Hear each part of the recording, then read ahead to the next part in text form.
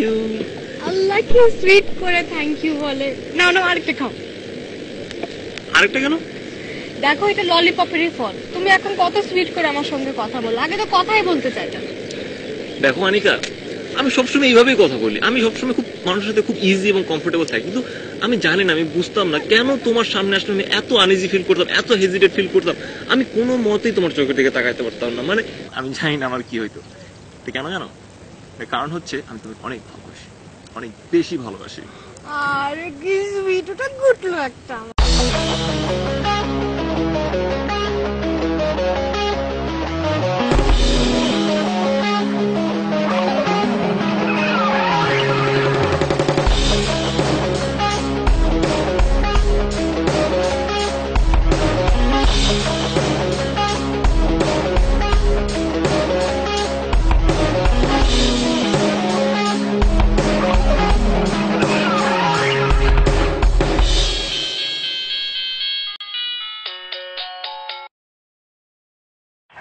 Hello, আসসালামু আলাইকুম। ওয়ালাইকুম আসসালাম।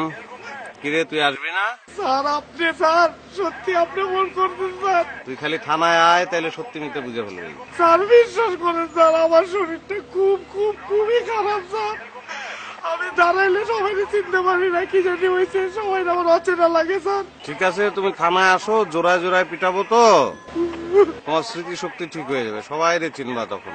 স্যার তোরে কইছি তুই ধানমন্ডি থানায় আয়, একবার আয়, একবার। স্যার আমি ধানমন্ডি থানা কেমনে ছিলাম স্যার?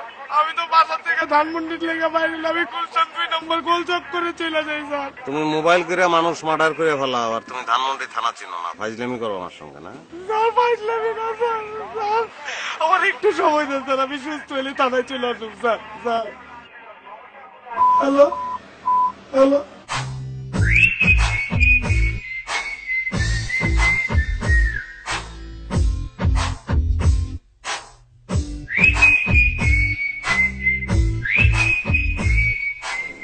আমার ফোন দিছে থানার থেকে, আমি কি করি? আমার তোমার কি সেই প্রবলেম এখনো সলভ হয়নি? আরে সলভ হয়নি, এখন তো আমার কোনো থাকারও জায়গা নাই, আমাদের যে কোনো মুহূর্তে পুলিশ ধরে নিয়ে চলে যাবে। এই তুমি দেখো না, কিছু একটা করে ওর প্রবলেমটা সলভ করো। ওর মেসে থাকাটা তো রিস্ক, আমার বাসাও রাখতে পারলাম না। আরে আচ্ছা, তোমার কি কোনো